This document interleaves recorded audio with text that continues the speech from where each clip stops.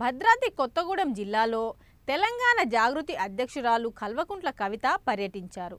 Manuguru OC 2ను సందర్శించి కార్మికులతో సమావేశమయ్యారు. ఈ సందర్భంగా ఆమె కార్మికులతో కలిసి క్యాంటీన్లో టీ తాగారు. అంతకుముందు మనుగూరు పట్టణంలోని తెలంగాణ తల్లి విగ్రహానికి పూలమాల వేశారు.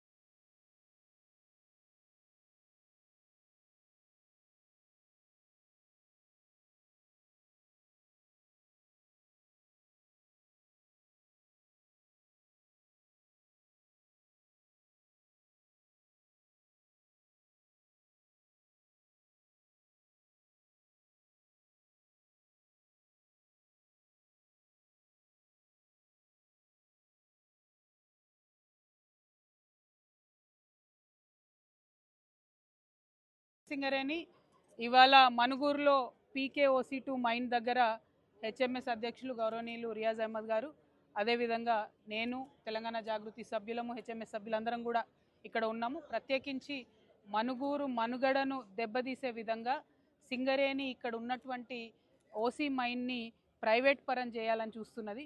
మనుగూరులో దాదాపు 75,000 నుంచి 80,000 మంది ప్రజలు జీవిస్తూ ఉన్నారు. ఈ ఓసీ మీద, సింగరేణి మీద ఆధారపడి జీవించేటటువంటి ప్రజానికం చాలా పెద్ద ఎత్తున ఉంటారు. ఒకవేళ మనుగూరులో ఉండేటటువంటి ఈ మైన్ను ప్రైవేట్ పరం చేస్తే అసలు మనుగూరు పట్టణం మనుగడనే లేకుండా పోతుంది. చాలా దారుణంగా, అమానవీయంగా ఇక్కడ సిఎండి గారు వచ్చి మరి మనుగూరు లైఫ్ ఇంకొక 3 ఏళ్ళే ఉంది, 2030లో మొత్తం మైన్ క్లోజ్ చేస్తామని చెప్పి వెళ్ళడం జరిగింది. దానివల్ల మనుగూరు పట్టణంలో కూడా అనేకమైనటువంటి ఇబ్బందులు ప్రజలు ఎదుర్కొంటున్నటువంటి పరిస్థితి ఉంది. ఇంకొక పక్క భద్రాచలం థర్మల్ పవర్ స్టేషన్ అని పెట్టారు. దాని మీద 1000 మందికి ఎక్కువ జీవించేటటువంటి పరిస్థితి లేదు. కాబట్టి ఇక్కడ ఉండేటటువంటి పీకేఓసి2 మైన్ని ఎట్టి పరిస్థితుల్లో కూడా ప్రైవేట్ పరం చేయకూడదు. ఈ బ్లాక్ సింగరేణికే ఉండాలి, సింగరేణి మైనే నడవాలని చెప్పి మనుగూరు కార్మికుల పక్షాన నేను డిమాండ్ చేస్తూ ఉన్నాను. అదేవిధంగా సింగరేణిలో డిపెండెంట్ ఎంప్లాయ్మెంట్ కావచ్చు, మరి ఇన్కమ్ ట్యాక్స్ ఏదైతే జీతాల మీద, పర్క్స్ మీద ఇన్కమ్ ట్యాక్స్ వేస్తూ ఉన్నారో అవి కావచ్చు, ఇటువంటి అంశాలు, అలియాస్ నేమ్స్ అంశాల మీద తెలంగాణ జాగృతి హెచ్ఎంఎస్ పోరాటం కొనసాగిస్తుంది. కార్మికుల పక్షాన నిలబడి ఉంటుందని చెప్పి మీకు మాట ఇస్తా ఉన్నాం. Thank you. జై తెలంగాణ, జై సింగరేణి.